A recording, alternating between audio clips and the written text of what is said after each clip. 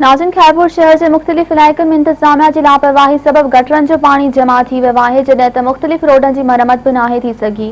इन हवाले से पेश आहे हरीश कुमार की रिपोर्ट। म्यूनिसिपल चेयरमैन ए पब्लिक हेल्थ ए ज़िला इंतजामिया की नाअहली के करे शहर खंडरात में तब्दील थी चुको है। अचो तो शहरन का हाल अहवाल वठो तो उन्हनि जो छा चवणु आहे। मसले के घट में घट 5-6 साल थिया आहिनि, छाकाणि जो हिते जेको हिन जी कैपेसिटी आहे खूह जी, जेको हिन जो ड्रेन छिके थो उनजी इहा कैपेसिटी न आहे जेतिरो हिते चौधारी जेके माण्हू आहिनि जेके साइड में पंप आहिनि उनखे विरहाए बजाए लतीफ़ कॉलोनी, शहबाज़ कॉलोनी, ही नई कॉलोनी, पोयां सॼो ड्रेन हिते थो वञे ऐं हिते डिप्रेशन आहे ऐं उहा जेका हिन जी मोटर आहे उहा हर ॿिए ॾींहुं ख़राबु आहे।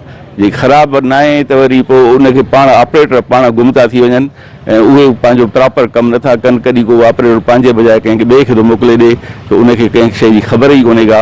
ऐं हाणे हे ड्रेनेज जो सिस्टम जेको आहे पब्लिक हेल्थ वारा ठाहिनि था त जीअं हिते जो हे मसइलो हल थिए, पर उनखे हल करण जे बजाए हिननि खे 15 ॾींहं थिया आहिनि हिते वीचारा खूह खोटनि था, पंहिंजो मेन वेलनि जे लाइ कनि था, वो ॿिए ॾींहं ते वरी पाणी था छॾे ॾियनि। गुज़रियल 2 महीननि खां सुबुह ऐं शाम जे टाइम में ही पाणीअ जो वेकिरो आहे उहो वधंदो रहंदो आहे ऐं घरनि ॾांहुं ही पाणी जेको आहे उहो वधे थो पियो। मेन जेको सबबु आहे हिन जो चालीहनि जी मशीन जेका उहा पई आहे, उहो तव्हां ॾिसो, तव्हां पंहिंजी कैमरा में तव्हां कैप्चर कयो उनखे त उहा 40 जी मशीन हिते पई आहे ऐं पोयां तव्हां मशीन ॾिसंदव त हीअ बि मशीन असां वटि अवेलेबल पई आहे। हिननि जे डिस्पोजल ते हीअ बि न लॻाई वई आहे, 40 जी मशीन बि इंस्टॉल न कई वई आहे। ऐं काफ़ी कंप्लेन करण खां बाद में डीसी साहब के कंप्लेन करण खां बाद में अख्तर बुरोई जेको हिननि जो इंचार्ज आहे उनखे बि काफ़ी टाइम सुबुह शाम असां ॻाल्हियूं कंदा आहियूं। मूं वटि हुन जा प्रूफ पिया आहिनि, उनखे केतिरा टाइम मां व्हाट्सएप कयो आहे त बाबा हीअ जेके प्रॉब्लम जेको पेश अचे थो पियो उनखे सही तरह रिज़ोल्व कयो वञे। हीअ रुगो न पाणी आहे बल्कि हिन सां वधंदड़ जेका गदलाइण आहे उहा टाइफाइड फीवर जेको मुदे जो बुखार आहे उहो खैरपुर मीरस में 85% जेका आहे उनजो रेशो जेको आहे वधी वियो आहे। आज़ार लॻो पियो आहे, हितां जा जेके वर्कर आहिनि उन्हनि खे 100 बहाना आहिनि त बाबा असांजा अॼु गुटका ख़राबु आहिनि, असांजूं सीढ़ियूं ख़राबु आहिनि, अॼु साईं सखर को मिस्त्री था अचनि।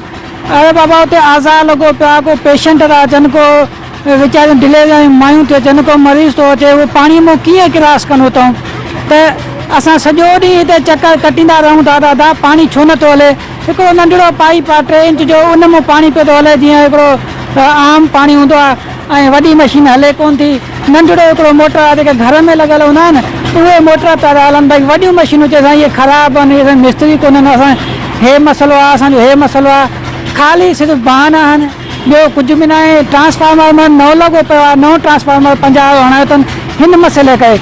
एॾो वॾो हिते जनरेटर पियो आहे जेको हिकु सुठे इदारे खे हलाए सघे थो, पर हिकिड़ी नंढड़ी मशीन नथा हलनि पिया। शहरनि जा वीचार ॿुधा ऐं उन्हनि जो चवणु हुयो त पब्लिक हेल्थ जी नाअहली ऐं करप्शन जे करे हितां जा जेके डिस्पोजल आहिनि उहे बंदि थी चुका आहिनि, जंहिंजे करे शहर में गंदगी वधी रही आहे।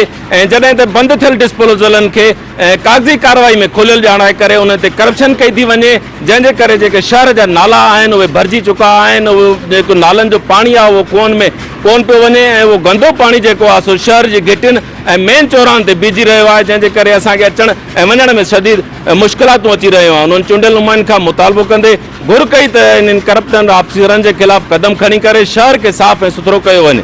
कैमरामैन मोहम्मद अली मल्ला सां गॾु हरीश कुमार, मेहरान टीवी न्यूज़, खैरपुर।